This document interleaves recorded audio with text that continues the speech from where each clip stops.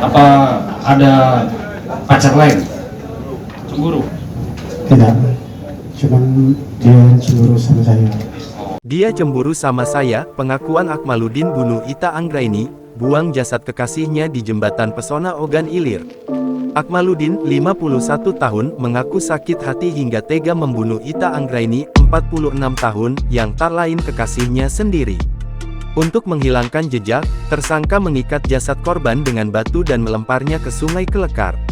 Jasad Ita Anggraini ditemukan mengambang di Sungai Kelekar, Indralaya, Ogan Ilir oleh warga yang melintas di jembatan Pesona Tanjung Senai, pada Senin tanggal 19 Agustus tahun 2024 lalu.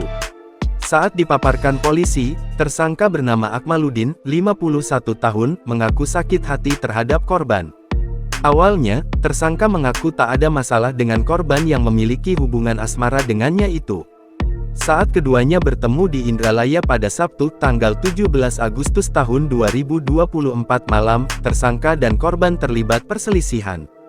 Tiba-tiba melakukan ada niat untuk melakukan pembunuhan.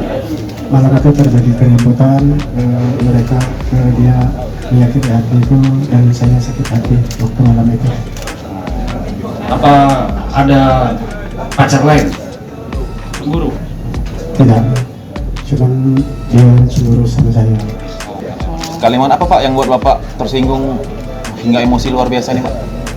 Kalimatnya ya menghina saya dan mencukupi saya dan mencari-carikan saya.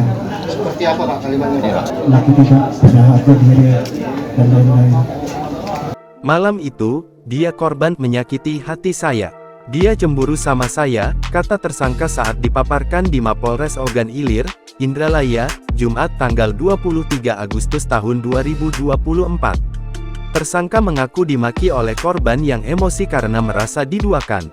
Dia marah ke saya dengan menyebut nama hewan dan kata-kata tidak pantas, ujar tersangka. Merasa direndahkan korban, tersangka naik pitam lalu menusuk korban 2 kali di bagian dada dan leher. Saya benar-benar sakit hati, ungkap tersangka yang sudah berkeluarga ini. Kapolres Ogan Ilir AKBP Bagus Suryo Wibowo, didampingi Kasat Reskrim AKP Muhammad Ilham mengungkapkan, tersangka memiliki hubungan dengan korban.